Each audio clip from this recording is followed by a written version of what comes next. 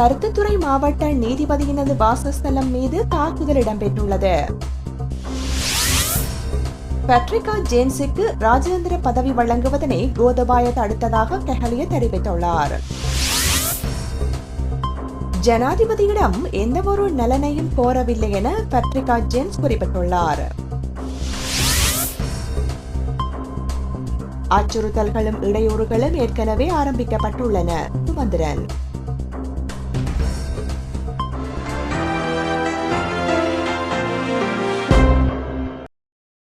தொடர்வது விரிவான செய்திகள். பருத்தித்துறை மாவட்ட நீதிபதியினது வாசஸ்தலம் மீது நேற்று முன்தினம் இரவு தாக்குதல் நடத்தப்பட்டுள்ளது. இனம் தெரியாத நபர்கள் இரவு வேளை அவரது வீட்டின் மீது கழிவுப் பொருட்களை கூரை மீது வீசி தாக்குதல்களை நடத்தியதாக தகவல்கள் வெளியாகியுள்ளன. நெல்லியடி நகரை அண்டிய முருகமூர்த்தி ஆலய வீதியில் அமைந்துள்ள நீதிபதியினது வாசஸ்தலமே தாக்கப்பட்டுள்ளது. சம்பவம் குறித்து அவர் நெல்லியடி போலீஸ் நிலையத்தில் முறைப்பாடு ஒன்றை செய்திருப்பதாக தெரிய வருகிறது. நீதிபதியினது முறைப்பாட்டை போலீசார் போலீஸ் மா அதிபரது கவனத்துக்கு கொண்டு சென்றுள்ளதாக தெரிவிக்கப்பட்டுள்ளது. தமிழ் தேசிய மக்கள் முன்னணியினது சிறைச்சாலை படுகொலைகளுக்கு எதிராக கண்டன ஆர்ப்பாட்டம் நெல்லியடி நகர பகுதியில் நடந்திருந்த நிலையில் இரவு வேளை நீதிபதியினது வாசஸ்தலம் தாக்கப்பட்டுள்ளது. முன்னதாக இந்த கண்டன ஆர்ப்பாட்டத்தை தடுத்து நிறுத்த அரசு உயர் மட்ட தரவு பிரகாரம் போலீசார் முற்பட்ட போதும் நீதிமன்ற போலீசாரது கோரிக்கையை நிராகரித்ததுடன் போராட்டத்துக்கு போலீஸ் பாதுகாப்பு வழங்கவும் பணித்திருந்தது. எனினும் நீதிமன்ற உத்தரவையும் மீறி புலிக்கொடியுடன் புலனாய்வு பிரிவினர் போராட்டக்காரர்களை சீண்ட முற்பட்ட போதும் குழப்பம் ஏதுமின்றி போராட்டம் முன்னெடுக்கப்பட்டது. இத்தகைய சூழலில் நீதிபதியினது வீடும் தாக்கப்பட்டுள்ளது. ஏற்கனவே யாழ் நீதிமன்றில் பணியிலிருந்த போதும் பல தடவைகளாக அவர் மிரட்டல்களை எதிர்கொண்டிருந்தார்.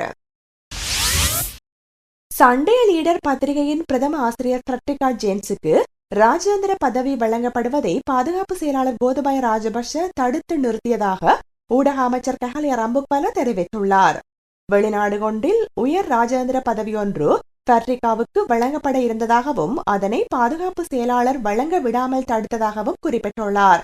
இதனால் ஏற்பட்ட மனக்கசப்பினால் பட்ரிகா ஜேன்ஸ் பாதுகாப்பு செயலாளருக்கு எதிரான செய்திகளை தனது பத்திரிகையில் வெளியிட்டு வருவதாக கெஹலிய தெரிவித்துள்ளார். பட்ரிகா அண்மையில் ஜனாதிபதி மஹிந்த ராஜபக்ஷவை அலரி மாளிகையில் சந்தித்ததாக குறிப்பிட்டுள்ளார். டெக்ஸி அஃபே என்ற நபருடன் ஜனாதிபதியை சந்தித்ததாகவும் வெளிநாடு ஒன்றில் தூதுவர் பதவியை பட்ரிகாவுக்கு வழங்குமாறு டெக்ஸி அஃபே ஜனாதிபதியிடம் கோரியதாகவும் கெஹலிய தெரிவித்துள்ளார். பட்ரிகாவுக்கு நலன்களை வழங்கக்கூடாது என பாதுகாப்பு செயலாளர் ஜனாதிபதியிடம் கோரியதாக குறிப்பிட்டுள்ளார்.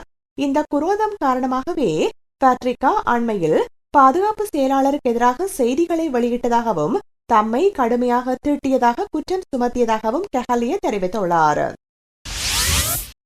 ஜனாதிபதி மஹிந்த ராஜபக்ஷவிடம் எந்தவொரு நலனையும் கோரவில்லை என சண்டே லீடர் பத்திரிகையின் பிரதம ஆசிரியர் பட்ரிகா ஜேன்ஸ் தெரிவித்துள்ளார். ஜனாதிபதியை 3 தடவைகள் சந்தித்ததாகவும் அதனை மறுக்கவில்லை எனவும் குறிப்பிட்டுள்ளார். பாராளுமன்ற உறுப்பினர் திலங்க சுமதிபால சண்டே லீடர் பத்திரிகைக்கு எதிராக சட்ட நடவடிக்கை எடுக்க தயாராகிய சந்தர்ப்பத்தில் ஜனாதிபதியை சந்தித்து பேசியதாக குறிப்பிட்டுள்ளார். ஜனாதிபதியுடன் நடத்திய சந்திப்புகள் குறித்து அடுத்த வார பத்திரிகையில் தகவல்களை வெளியிட உள்ளதாக அவர் தெரிவித்துள்ளார். மன்னார் நீதவானை அமைச்சர் ரிசாத் பதியுதீன் அச்சுறுத்திய சம்பவத்துக்கு எதிர்ப்பு தெரிவித்து இன்று நீதிமன்றம் பணிகளை புறக்கணிக்க இலங்கை சட்டத்தரணிகள் சங்கம் தீர்மானித்துள்ளது. நீதிபதிகளின் சங்கமும் இதற்கு ஆதரவு வழங்க தீர்மானித்துள்ளதாக இலங்கை சட்டத்தரணிகள் சங்கத்தின் தலைவர் ஜனாதிபதி சட்டத்தரணி விஜயதாச ராஜபக்ஷ தெரிவித்துள்ளார். இலங்கை சட்டத்தரணிகள் சங்கத்தில் நேற்று மாலை கூடி இந்த தீர்மானத்தை எடுத்துள்ளது. இதன்போது மன்னார் நீதிமன்றம் தாக்கப்பட்டமை, மன்னார் நீதவானை அமைச்சர் ரிசாத் பதியுதீன் தொடர்ந்தும் அச்சுறுத்திய சம்பவத்தை கண்டித்து தீர்மானம் நிறைவேற்றப்பட்டது எனவும் ராஜபக்ஷ கூறியுள்ளார். அத்துடன் நீதிமன்றத்தை அவமதிப்பதற்கு எதிராக உயர் நீதிமன்றில் அமைச்சருக்கு எதிராக வழக்கு தாக்கல் செய்யவும் சட்டத்தரணிகள் முடிவு செய்துள்ளனர். அத்துடன் காவல்துறை மாதிபரும் சட்ட மாதிபரும் இந்த விடயத்தில் தலையிட்டு உடனடியாக சட்ட நடவடிக்கை எடுக்குமாறு கோரவும், அவ்வாறு நடவடிக்கை எடுக்கப்படாவிட்டால் எதிர்காலத்தில் மேலும் பல நடவடிக்கைகளை எடுக்கவும் இலங்கை சட்டத்தரணிகள் சங்கம் தீர்மானித்துள்ளது. மன்னார் நீதவானுக்கு அச்சுறுத்தல் விடுத்த சம்பவம் குறித்து பொறுப்பு கூற வேண்டிய அமைச்சர் உள்ளிட்ட வன்முறையாளர்களை சட்டத்தின் முன் நிறுத்த உடனடியாக நடவடிக்கை எடுக்குமாறு நீதிமன்ற நீதிபதிகளின் சங்கம் காவல்துறை அதிபரிடம் கோரிக்கை விடுத்துள்ளது. இதுகுறித்து அறிக்கையொன்றை வெளியிட்டுள்ள நீதிபதிகளின் சங்கம், மன்னார் நீதவான் நீதிமன்றத்தின் நீதவான் வழங்கிய தீர்ப்பு குறித்து அரசாங்கத்தின் அமைச்சர் ஒருவர் தொலைபேசியில் தொடர்பு கொண்டு நீதவானை அச்சுறுத்தியுள்ளார். தீர்ப்பை மாற்றுமாறு அழுத்தம் கொடுத்துள்ளார். தீர்ப்பை மாற்றாது போனால் மன்னாரில் தீ பற்றி எரியும் எனவும் அமைச்சர் அச்சுறுத்தும் தொனியில் பேசியுள்ளார். இதனை தவிர நீதிமன்றத்துக்கு எதிராக மக்களை தூண்டி நீதிமன்றத்துக்கு எதிராக பாரதூரமான சம்பவங்களை ஏற்படுத்த போவதாகவும் அவர் எச்சரித்துள்ளார். இதுகுறித்து மன்னார் நீதவான் நீதிபதிகள் சங்கத்துக்கு அறிவித்துள்ளார். அமைச்சர் கூறியபடி தீர்ப்பை மாற்றாத காரணத்தினால் மறுதினம் அமைச்சர் கூறியபடி குண்டர்களை அனுப்பி ஆர்ப்பாட்டத்தில் ஈடுபடுத்தி மன்னார் நீதிமன்றத்தின் மீது தாக்குதல் நடத்தி நீதிமன்ற வளாகத்துக்கு பாரிய சேதத்தை ஏற்படுத்தியுள்ளார். நீதிபதிகளின் கடமை குறித்து இவ்வாறு அழுத்தங்களை கொடுத்துள்ளமையானது நீதித்துறையின் சுதந்திரம் மற்றும் கௌரவத்தின் மீது விழுந்த பாரிய அடி என நீதிபதிகள் சங்கம் குறிப்பிட்டதுடன் அதனை வன்மையாக கண்டிப்பதாகவும் தெரிவித்துள்ளது. இந்த சம்பவத்தை அடுத்து மீண்டும் நீதவானை தொலைபேசியில் தொடர்பு கொண்ட அமைச்சர் தான் கூறியபடி தீர்ப்பை மாற்றாததால் அதன் பிரதிபலனை நீதவான் எதிர்நோக்க நேர்ந்ததாக கூறியுள்ளார். இதன் பின்னர் நீதி சேவை ஆணைக்குழுவுக்கு சென்ற அமைச்சர் மன்னார் நீதவான் குறித்து பொய்யான தகவல்களை வழங்கி அவரை இடமாற்றம் செய்ய தோல்வியான முயற்சியை மேற்கொண்டதாக நீதி சேவை ஆணைக்குழுவின் தகவல்கள் தெரிவிப்பதாகவும் சங்கம் கூறியுள்ளது. அத்துடன் கடந்த 18ஆம் தேதி மன்னார் நீதிமன்ற வளாகத்துக்கு எதிரில் நடைபெற்ற சம்பவம் பொதுமக்களின் ஆர்ப்பாட்டம் என ஜோடிக்க முயற்சிகள் மேற்கொள்ளப்பட்ட போதிலும் அது அமைச்சரின் அழுத்தங்களின் அடிப்படையில் ஏற்பாடு செய்யப்பட்ட நீதிமன்ற சுதந்திரத்துக்கு எதிரான நடவடிக்கை என்பது தெளிவாகியுள்ளது. இது நீதிமன்றத்துக்கு செய்த அவமதிப்பு மற்றும் அழுத்தம் கொடுக்கப்பட்ட குற்றம் என இலங்கை ஜனநாயக சோசலிச குடியரசு யாப்பின் 105 மற்றும் 111 ஷரத்துகளில் தெரிவிக்கப்பட்டுள்ளது. இந்த சம்பவம் குறித்து மன்னார் நீதவான் காவல்துறையில் வாக்குமூலத்தை வழங்கியுள்ளதால் சம்பவத்துடன் தொடர்புடைய அமைச்சர் உள்ளிட்ட சந்தேக நபர்களை சட்டத்தின் முன்னிறுத்த நடவடிக்கை எடுக்க வேண்டும் என நீதிபதிகள் சங்கம் கேட்டுக்கொண்டுள்ளது. தேர்தல் தொடர்பான அச்சுறுத்தல்களும் இடையூறுகளும் ஏற்கனவே ஆரம்பிக்கப்பட்டுள்ளதாக தமிழ் தேசிய கூட்டமைப்பின் பாராளுமன்ற உறுப்பினர் M.A. சுமந்திரன் தெரிவித்துள்ளார். வீட்டுக்கு வீடு, பத்திரிகை, பொதுக்கூட்டங்கள், மக்கள் சந்திப்புகள் போன்ற பல்வேறு வழிகளில் கிழக்கு மாகாண சபை தேர்தல் பிரசாரங்கள் மேற்கொள்ளப்பட உள்ளதாக குறிப்பிட்டுள்ளார். எவ்வாறெனினும் பாரிய அளவில் வன்முறைகள் கட்டவிழ்த்து விடப்படக்கூடிய அபாயம் காணப்படுவதாக தெரிவித்துள்ளார். சுதந்திரமானதும் நீதியானதுமான முறையில் தேர்தல்களை நடத்தக்கூடிய முழுமையான சூழ்நிலை இன்னமும் கிழக்கில் உருவாக்கப்படவில்லை எனவும், எனினும் கடந்த தடவையை விடவும் இந்த தடவை சூழ்நிலை ஓரளவு சுமூகமாக காணப்படுவதாக அவர் சுட்டிக்காட்டியுள்ளார்.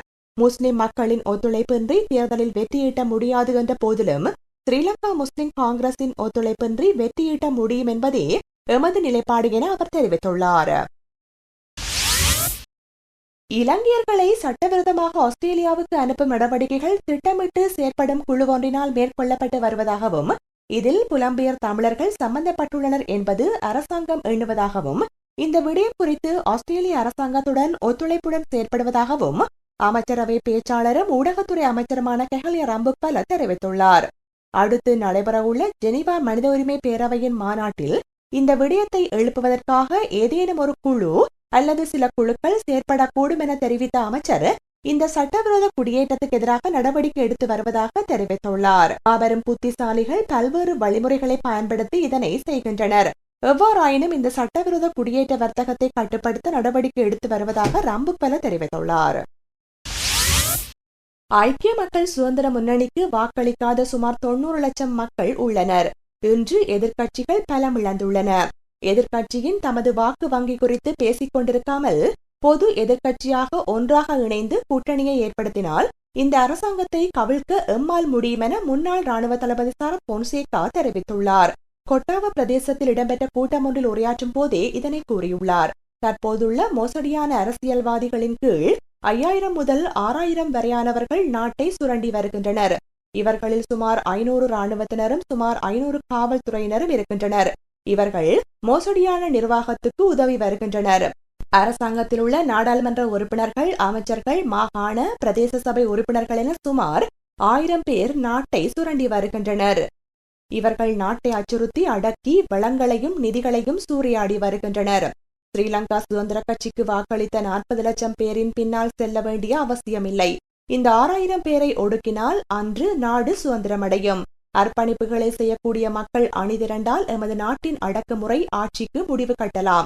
அரசாங்கத்துக்கு வாக்களிக்காத 90 லட்சம் பேரை அணிதிரட்ட வேண்டும். இந்த பயணத்தை மேற்கொள்ள எதுவும் தேவையில்லை. பதவிகளை எதிர்பார்க்காது அரசாங்கத்துக்கு வாக்களிக்காத இந்த மக்களை அணிதிரட்ட வேண்டும். நாட்டுக்கு தேவையான அநீதியை நிலைநாட்ட வேண்டியதையே நாம் செய்ய வேண்டும். இன்று நாட்டில் நியாயம் இல்லை. நாட்டில் இடம்பெறும் பாலியல் வல்லுறவு சம்பவங்களை நோக்கும் போது உலக சாதனை படைத்து உலகத்தின் முதலாவது ஆச்சரியமாக நாம் மாறியுள்ளோம் என சரத் பொன்சேகா தெரிவித்துள்ளார். இத்துடன் செய்திகள் முடிவடைந்தன. செய்திகளோடு இணைந்திருந்த அனைவருக்கும் நன்றி, வணக்கம்.